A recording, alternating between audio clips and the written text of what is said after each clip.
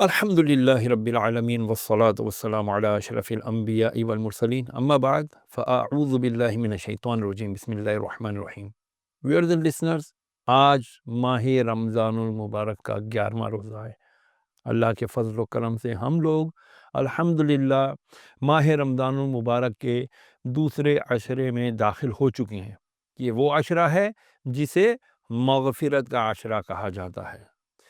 اللہ رب العالمین نے امت مصطفیٰ صلی اللہ تعالیٰ علیہ وآلہ وسلم کو جو ماہ رمضان عطا فرمایا، اس کا پہلا عشرہ رحمت، دوسرا عشرہ مغفرت اور تیسرا عشرہ جہنم سے آزادی کا قرار دیا گیا ہے۔ یہ کتنا مبارک مہینہ ہے کہ اس مبارک مہینے میں اللہ رب العالمین نے اپنی رحمتیں انتہائی کم قیمت کر دی ہیں، ارزاں کر دی ہیں، سستی کر دی ہیں۔ کس طرح؟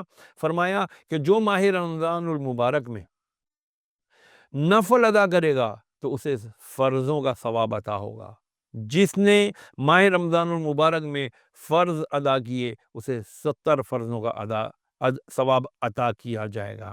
اسی طرح اللہ رب العالمین کے حبیب علیہ السلام نے فرمایا، حدیث کا مفہوم عرض کرتا ہوں، کہ جس نے اس ماہ مبارکہ کی راتوں کو قیام کیا، یعنی عبادتیں کیں، تو اللہ رب العالمین اس کی عبادتوں کے بدلے میں اسے مغفرت کا انشاءاللہ پروانہ عطا فرمائے گا۔ تو پھر کیا وجہ ہے ویورز اینڈ لسنرز کہ ہم اللہ تبارک و تعالیٰ کی عبادت کرنے میں انتہائی سستی کا مظاہرہ کرتے ہیں؟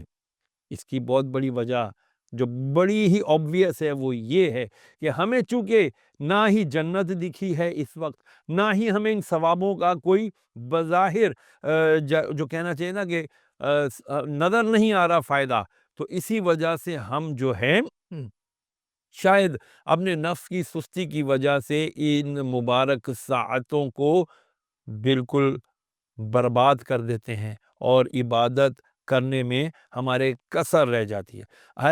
حیرت ناک بات عرض کروں، میرے آقا علیہ الصلوۃ والسلام نے فرمایا روزے دار کا تو سونا بھی عبادت ہے۔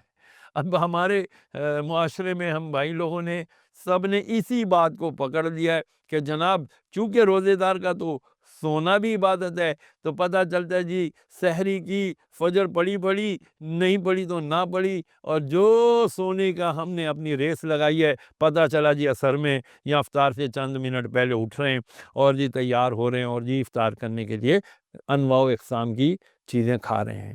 دیکھیں اللہ تبارک تعالیٰ نے ہمیں بہت کچھ عطا کیا ہے، ہمیں اس عطا پر اللہ کا شکر گزار ہونا چاہیے۔ اگر ہم اللہ کے شکر گزار بندے نہیں بنیں گے تو یاد رکھیے گا اللہ رب العالمین قرآن مجید میں ارشاد فرماتا ہے لَإِن شَكَرْتُمْ لَأَزِيدَنَّكُمْ، کہ تم میرا شکر ادا کرو تو میں تمہیں مزید عطا کروں گا اور زیادہ عطا کروں گا۔ چونکہ یہ مبارک مہینہ ہے، اس میں تو ہر چیز کا بھاؤ بڑھا ہوا ہے، تو اگر ہم اللہ رب العالمین کی عبادت کریں، کس لیے کریں؟ اس لیے کہ ہماری مغفرت ہو جائے۔ ادھر بزرگوں کا تھوڑا سا ایک الگ پرسپیکٹیو ہے، وہ کہتے ہیں یار ہم اللہ کی عبادت، جیسے مولا علی مشکل کشا شیر خدا علیہ السلام فرماتے ہیں کہ میں اپنے رب کی عبادت اسی لیے کرتا ہوں کہ میرا رب ہے ہی عبادت کے لائق۔ سبحان اللہ، کیا پیاری بات ارشاد فرمائی ہے۔ فرمایا میں اس لیے عبادت کرتا ہوں، میرا رب ہے ہی عبادت کے لائق۔ ہم نے جو کہا لا الہ، نہیں ہے کوئی اور الہ معبود، عبادت کے لائق کوئی نہیں ہے، کون ہے؟ اللہ، اللہ، ٹھیک ہے نا؟ تو جب اللہ ہی عبادت کے لائق ہے تو ہمیں بھی بنتا ہے کہ ہم اللہ کی عبادت کریں۔ عبادت کیا ہے؟ خالی نمازوں کا نام نہیں ہے۔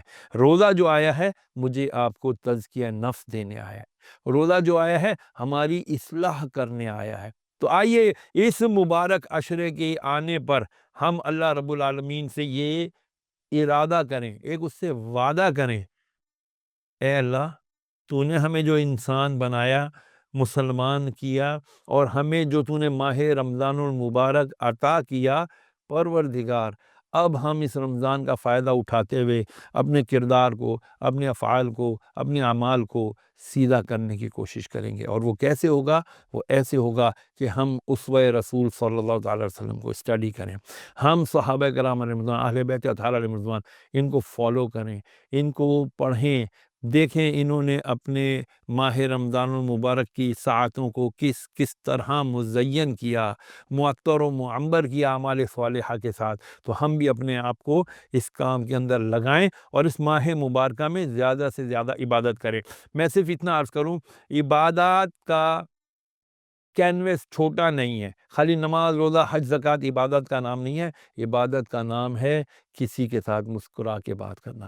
عبادت اس چیز کا نام بھی ہے کہ اپنے والدین کا ادب اور احترام کرنا۔ صرف ایک بات کروں، آج ہم ہر بزرگ کا، ہر پیر صاحب کا، ہر اپنے مرشد کا ہاتھ چومنے کی بڑی کوشش کرتے ہیں۔ کیا ہم نے کبھی اپنے والدین کا ہاتھ چومنے کی کوشش کی؟ نہیں کی؟ تو کیجئے۔ آئیے اس ماہ مبارکہ میں عہد کر لیجئے کہ اس مغفرت والے عشرے کے ختم ہونے سے پہلے میں اپنے رب کی جو جنت ہے، جس کو میرے رب نے میری ماں کے قدموں کے نیچے رکھا ہے، اور حدیث کے مطابق میرے آقا نے فرمایا علیہ الصلوۃ والسلام کہ اللہ تبارک و تعالیٰ نے والد کو جنت کا درمیانی دروازہ قرار دیا ہے، تو جس جنت کو اللہ نے ماں کے قدموں کے نیچے رکھا، اس کا دروازہ اللہ نے والد کو بنایا۔ تو آئیے آج سے عہد کریں کہ اب ہم کسی کے ہاتھ چومیں یا نہ چومیں، لیکن اپنے ماں باپ کے ہاتھ ضرور چومیں گے اور ان سے دعائیں کرائیں گے کہ یہ والدین، ماں باپ وہ دو ہستیاں ہیں جو بے لوث ہو کر ہمارے لیے دعا کریں گی۔ تو اس ماہ مبارکہ میں جب ہمارے لیے دعا ہو جائے گی تو واہ واہ، وہ دعا کیسی انشاءاللہ سرخروئی کے ساتھ انشاءاللہ اللہ کی بارگاہ میں پہنچے گی، اور اللہ عز و جل بھی بالکل بخیل نہیں ہے، اور وہ بھی ہمیں انشاءاللہ مغفرت کے فرمانے عطا کرے گا۔ آپ سے لوں گا اجازت اس امید پر کہ آپ اس ماہ مبارکہ کو اپنے لیے، ہمارے لیے، اپنے آنے والی نسلوں کے لیے بہت قیمتی بنائیں گے۔ کس طرح؟